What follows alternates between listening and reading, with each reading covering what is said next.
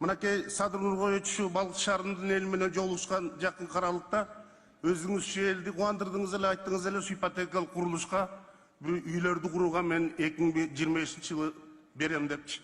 Ансыгарында мынакей бир элибиздин өтүнүчү бир 10 көп кабаттуу үйгө мындайча айтканда уруксаат берсеңиздер, ошол жерде 9 гектар жер 2024 сентябрь айында ипотекалык компанияга өткөрүлүп берилген. Жерибиз даяр.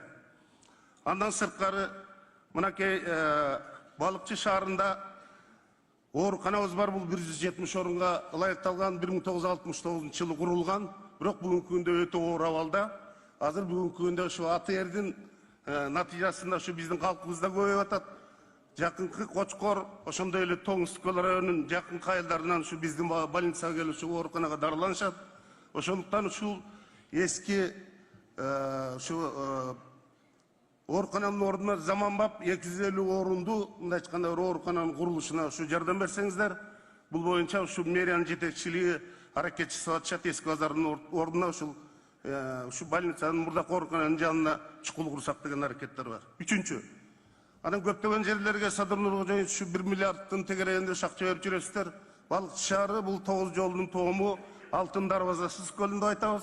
Ушу жерде болуп көрбөгөндөй өнүктүрүшүбүз керек. Сиз дайым өзүңүз сөзүңүздө айтасыз. Балык шаарынын келечеги кең, өсө турган шаар деп. Шансыгарда бул биздин Скөлгө келаткан адамдардын мындайча айтканда өңү жүзү.